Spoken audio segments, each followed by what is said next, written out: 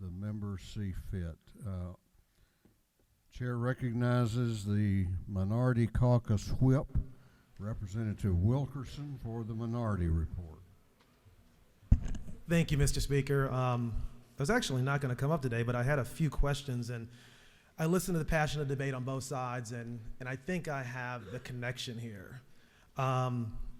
If you look at the bill, because we said we didn't want to talk about the bill, so let's talk about the bill for a second. It amends code section, 20-2-324.6. Okay, the internet. And then as Representative Kendrick pointed out, you actually talk about books in 160-4-4-01. I think the disconnect is there already is a process in place for parents to get that input, because as a parent, the biggest input we had was not going to our school board, was not going to our teachers, it was going to my child's bedroom. It was going to the kitchen table where we actually looked at the material that we were talking about, that they were studying. So if you're relying on the schools to educate your children alone and you only want to go to the school boards, then I think we need to have another discussion. But I think the big disconnect that I'm hearing is the fact that some of us just didn't read the code section this actually applies to. If you had read 160-4-4-01, it's already in law, what we're asking for. What's not in law, though, is if you turn to line 43 and 44, where you have 10 days to resolve that complaint, unless it's mutually agreed upon the parent and the guardian. Basically, if a parent does not want to give concession for whatever's happening in that school district, it's not going to be mutually agreed upon. So I think that's one of the issues that I think people have with the bill. The other piece we talk about for 12 months, I'm not sure what the intent of is putting a book on there for 12 months. If the schools made a decision and the parents, and it's went up the chain to the school board and it's elevated all the way up, why do we need to put those books on there for 12 months unless it's just to continue to round people up for the next few months and continue to do that? So I think as far as the bill, that's where I have confusions. I'm voting no. And I would say if we want to amend 160-4-4-01, we start with that. We put the bill in education committee. This shouldn't be a judiciary bill as far as I'm concerned. And then we restart and look at how we make the bill better. If the goal is parental input, then I would say put it with the professionals. I'm seeing that a lot this session where we're putting bills with masks and education, we're putting vaccines over here, and the bills are just, we're talking about things that probably the expertise is not there. So I would ask us to go back, look at what Representative Kendrick put up there, 160-4-4-01, and see if we can start with that as a starting point versus a code section that does not even apply to books. And I yield the well. Chair recognizes Representative Matthew Wilson to speak to the Minority Report. Thank you, Mr. Speaker. Colleagues, since I'm leaving the chamber, I think it's safe for me to admit this, but there's a particular phrase that's really started to grate on my ears louder and louder every time I hear it. And you know what I'm talking about. I'm sure it grates on your ears too. This bill is a solution in search of a problem. I'm going to get in a little bit of trouble with my friends for saying this, so let me explain myself. I don't mean to say that it's contrived. Almost all the time, it's right on the money. But almost all of the time is a lot of times this session. It's a dead horse. We beat so much in this well that it's basically a bottle of glue. So yes, I think it applied pretty well here too, but I'm not going to say it. What I will say is that this problem we've created to solve is evidence of something far more pernicious and pervasive than we're willing to admit. Now just hear me out, because I do have a great deal of respect for my friend from Waycross, though I often question his choice of neckwear. I do think we can all agree we don't want our students to have access to pornography in schools. And if I recall correctly, I think we already passed a bill on that this session, one that I supported. In fact, we've passed a number of similar bills this year, all creating this right for a parent to object. Conceptually, I do think it's a great thing to create more ways for parents to get involved with their kids' education. I know when I was teaching 6th grade, I really would have loved if some of my parents would have taken more advantage of the ways that already exist to get involved. What we're doing here, though, is fostering a kind of adversarial relationship between parents and educators that this bill and those before it this session codify. This process for parents to object to materials and turn our schools' administrators into judges and jurors keeps coming up. It seems like the majority is trying yet again to ride that line of pleasing the loudest and angriest voices by giving them yet another field to fight on, and just hoping nothing truly harmful comes from it. That's the thing, though. It's a really dangerous game that you're playing. But Representative Wilson, think of the children. It's another phrase. It's been one of the most worn out canned political lines under this gold dome for decades. And here we are again. Think of the children. I'm not saying that we don't care about the children. I'm saying that it doesn't take a rocket scientist to draw the line from the anger over school closures during the days before the COVID vaccine to the political opportunism we've seen at work this session. And the dangerous parts of the path we've taken are the places where we've normalized the fantastical.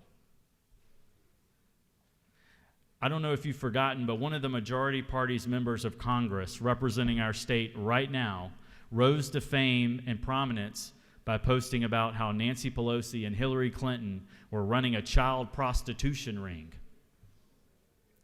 And I'm not laying that at anyone's feet here in this chamber, but she's about to go on stage tomorrow, an hour from here, just before our former president. We have taken the clearly deranged and made it mainstream. And I don't know if you've had the energy after our long session days this past week or two to watch some of the highlights of the U.S. Senate Judiciary Committee's hearings on the nomination of Ketanji Brown Jackson, who, God willing, will be the first black woman ever to sit on the Supreme Court. She is one of the most qualified nominees ever put forward to serve. And she's had to sit and listen to the same people who voted not to certify the 2020 election insinuate in the most ideologically bankrupt ways imaginable that she's a secret enabler of child pornographers. It's outrageous. So someone needs to state the obvious here. None of what we do here is happening in a vacuum. We're here considering bills that on their face purport to further our shared goals in public education, but that in actuality pour fuel on this narrative that our kids are under attack. And some are willing to take it a step further and name who's doing the attacking: the radical left, the national mainstream media, or our president. I think I have been called a groomer enough times on social media and in emails this year to share some authority here. I have heard a number of members in this chamber, a number of people who support this legislation say we've got to address what's going on across the country without actually defining what they're talking about. And we've heard some anecdotes shared, but if we're going to govern off anecdote, let me tell you about how many people in this state have died sitting inside or waiting for an ambulance after their local hospital closed because we still won't fully expand Medicaid. Most of the time when people use the phrase We got to do something about what's going on across the country. They leave it for the listener to infer what they're talking about. And that's by design, you know. It's to try to please the same folks who we've seen in the halls this week clamoring about how the even-handed mental health reform bill that the speaker has championed is a World Health Organization takeover of American democracy. Give me a break. My colleague, Representative McLaurin, mentioned this at the beginning of the debate, but I'll put a finer point on this. Where does the buck stop in the Republican Party? You cannot white-knuckle the political highway for much longer. Let me be clear. Every day I come down here and I think about what I can do to make things better for every student, for every educator, and every Georgian. It does not require that you squeeze every last drop of power out of the loony bin.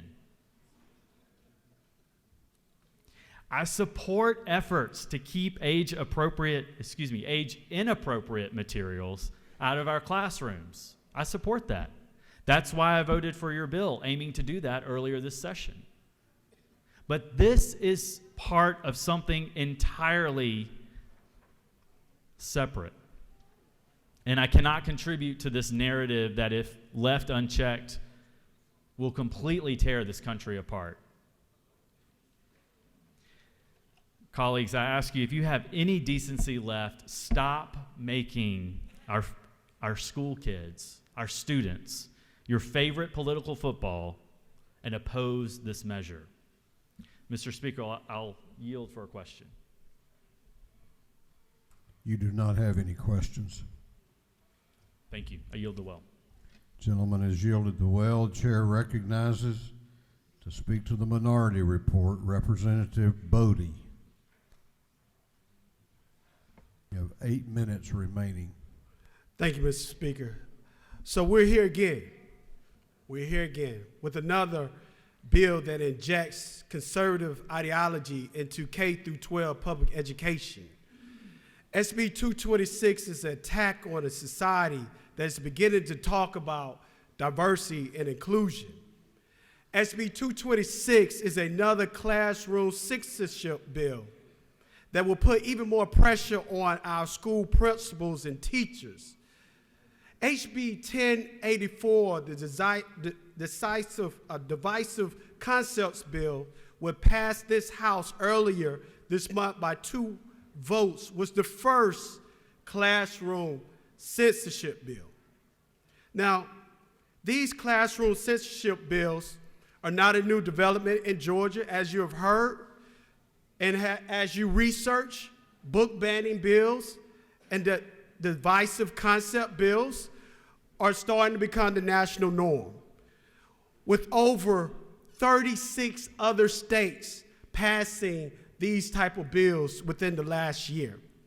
So I look at SB 226 and HB 1084 as a package deal.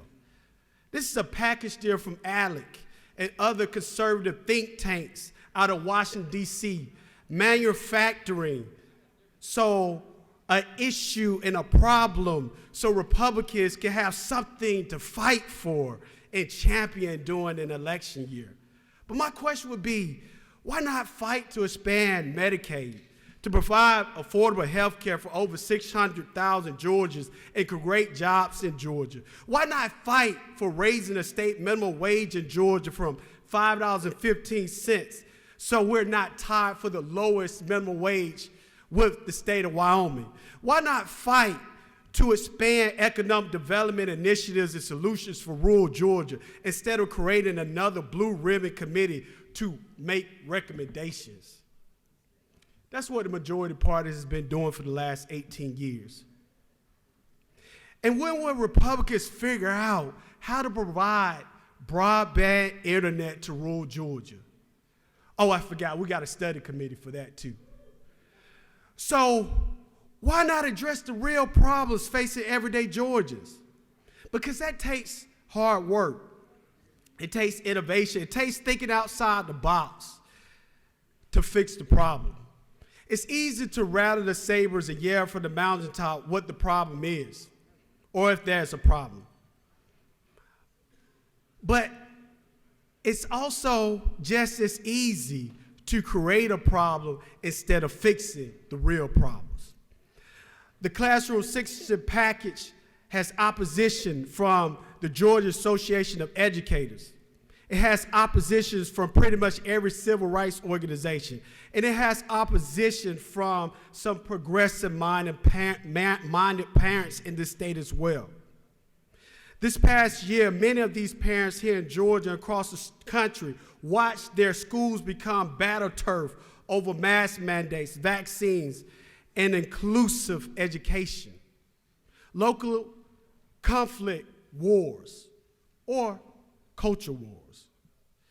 But some of these political scientists and historians state that these book bans resemble censorship campaigns that could strike at the very core and heart of democracy.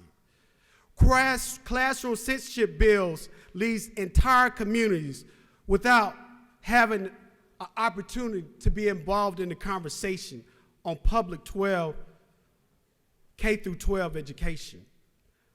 Censorship bills like this leaves teachers having to tiptoe around discussions on LGBTQ plus people in our state, black people in our state, Latino people in our state, Jewish people in our state, Asian people in our state, Native American people in our state, and women.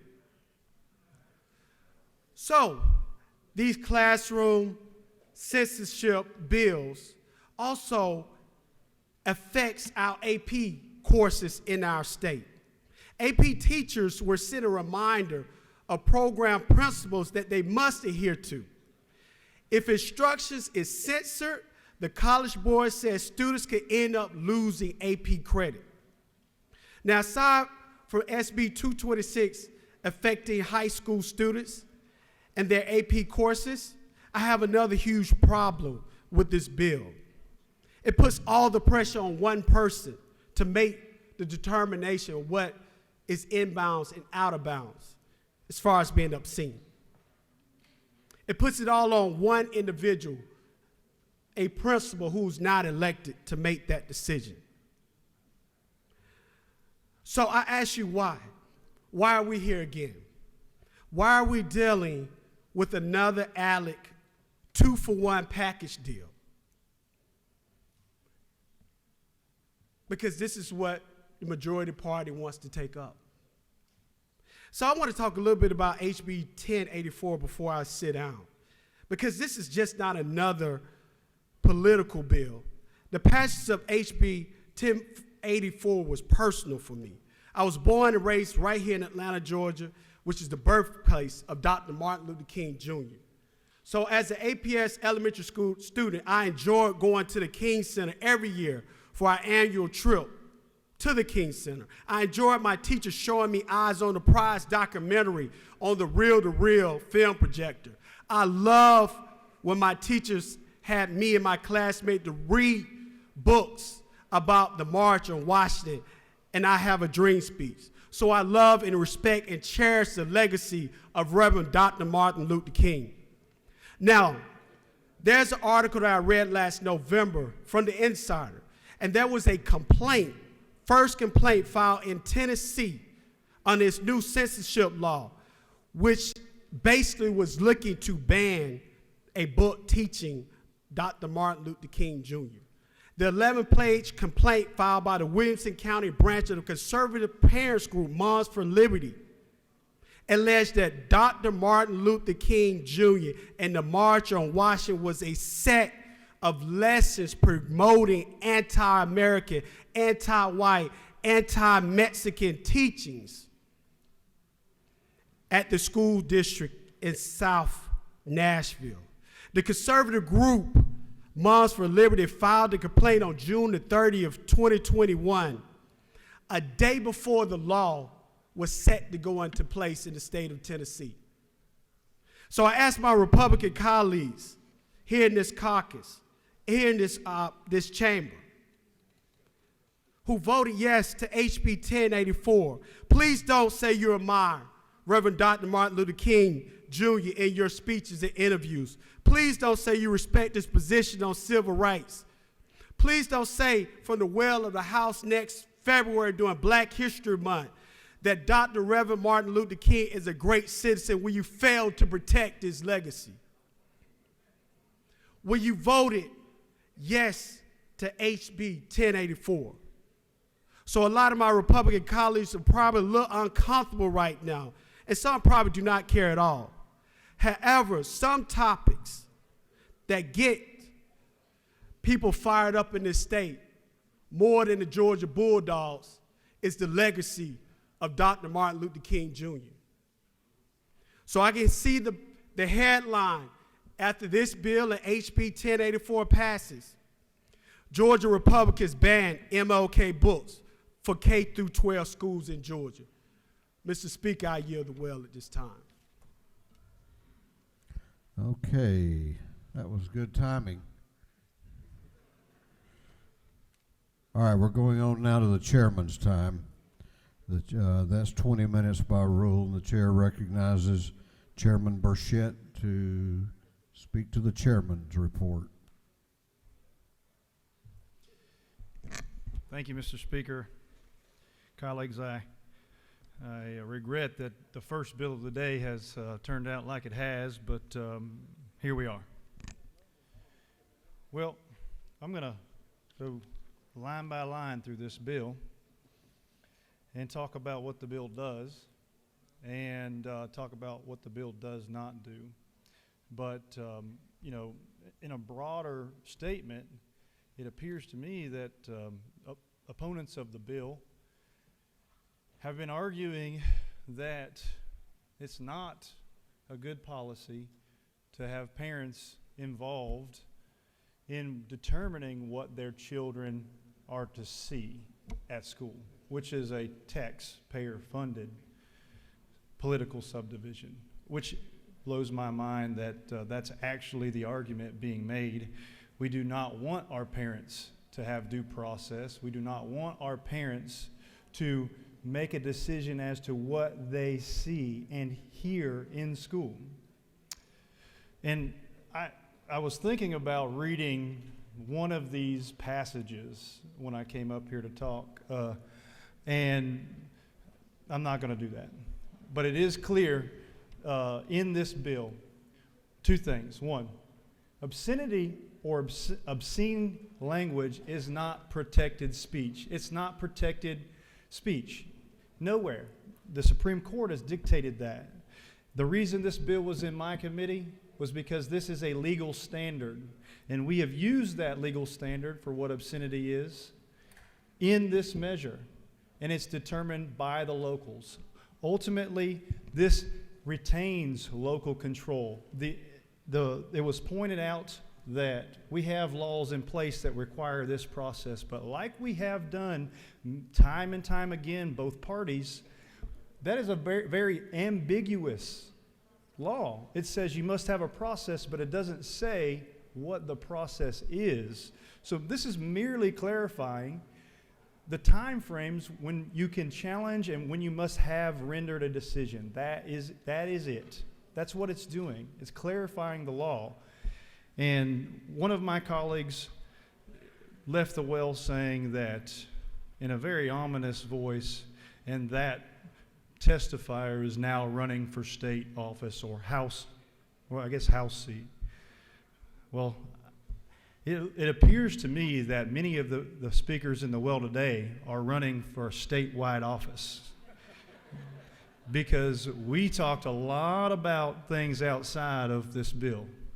So colleagues, I certainly appreciate this debate, but the day is long already, and we have many measures to take up, and I will not bore you with my comments. I would appreciate an affirmative vote on this bill. Thank you very much for the time, and Mr. Speaker, I yield the well.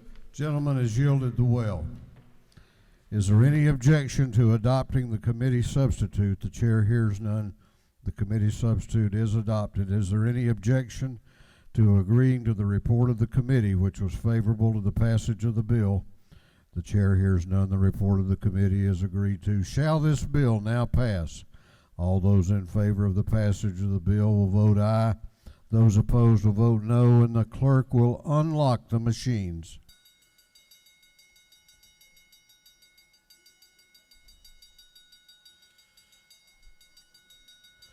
What purpose does Representative Buckner rise? Parliamentary inquiry. State your inquiry. All throughout this conversation, there's been a lot of talk about local control, but I have tried to find out from others if it's about local control and the system that's in place now is working for a school system. It appears that this preempts that system that's in place now, that they will have to adopt whatever we pass here now. They will not really have local control. Is that not true, Mr. Speaker? If the lady so states, I'm sure she believes that to be true. All right, we're going to go ahead and vote it. Have all members voted? Have all members voted?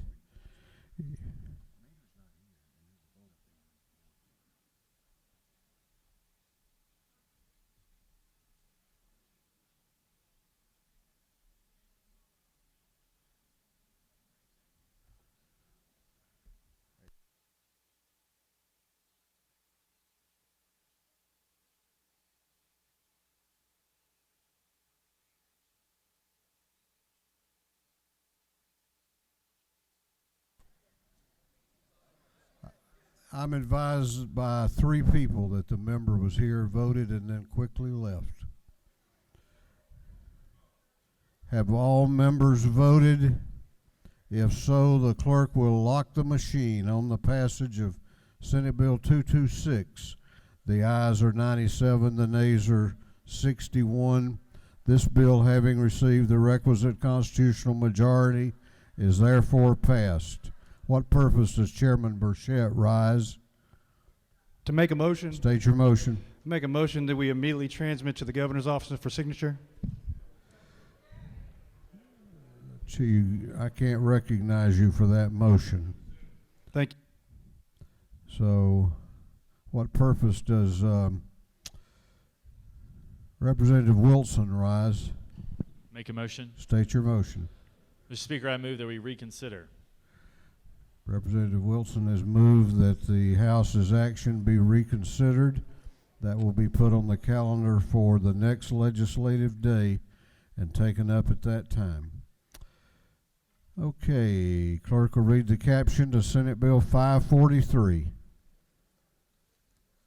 Senate Bill 543 by Senator Halpern of the 39th, Parent of the 42nd, Jones of the 10th, Jordan of the 6th, Strickland of the 17th, to be entitled Act to amend Chapter 4, Title 51 of the Official Code of Georgia Annotated relating to wrongful death, so as to provide that a parent who is determined to be responsible for the homicide of his or her child shall have no right of recovery against the value of the child's life. This bill has been referred to the Committee on Judiciary. That committee recommends that this bill do pass.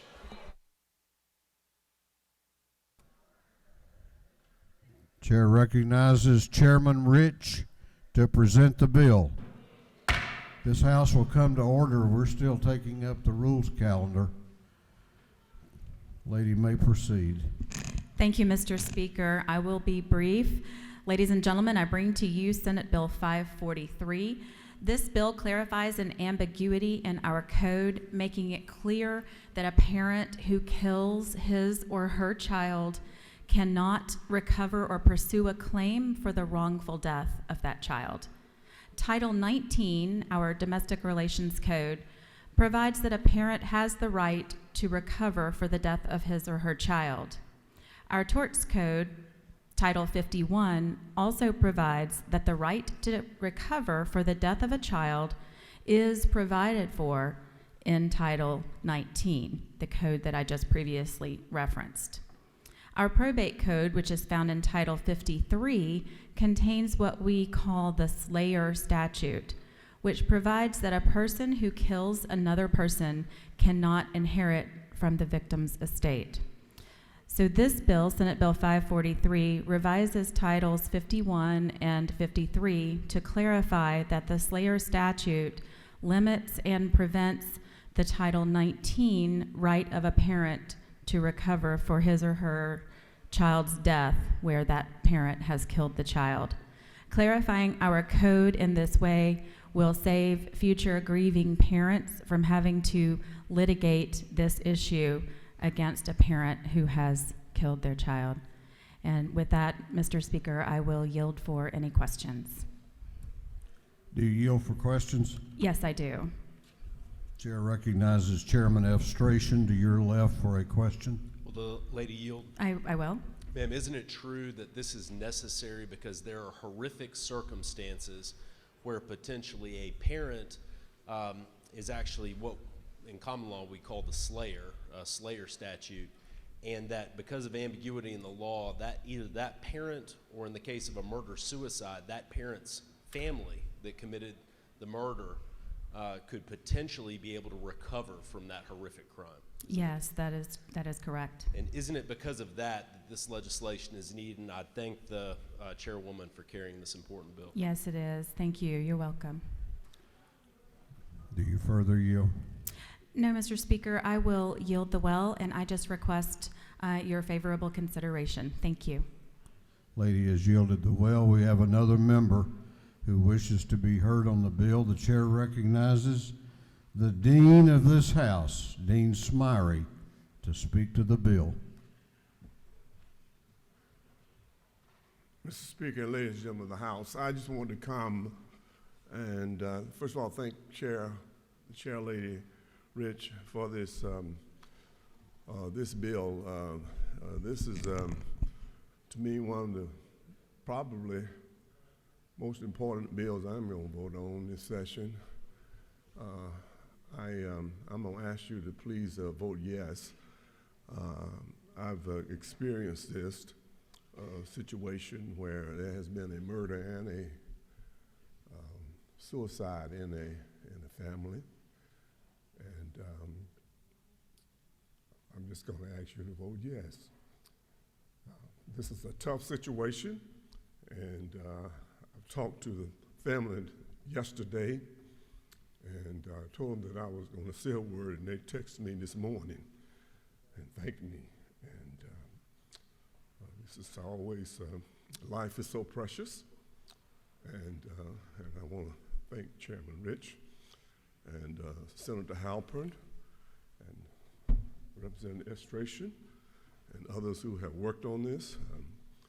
Sometimes we vote on legislation that has tremendous effect upon families and from the people that we represent, and this is one that touches me and touches those that are around me.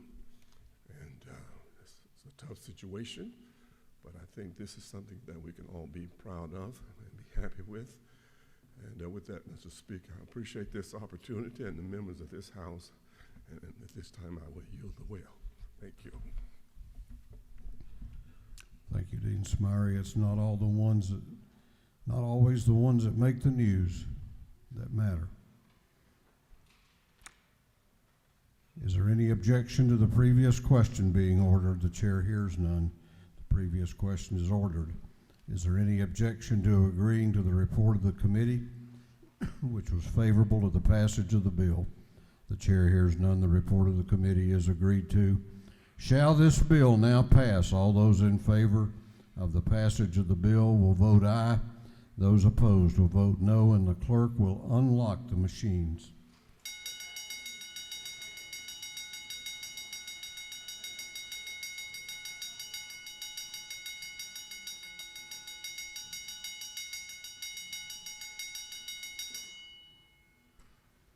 Have all members voted? Have all members voted? If so, the clerk will lock the machine on the passage of Senate Bill 543. The ayes are 156. The nays are 0. This bill, having received the requisite constitutional majority, is therefore passed. This House will be in recess for lunch until 2:30 p.m.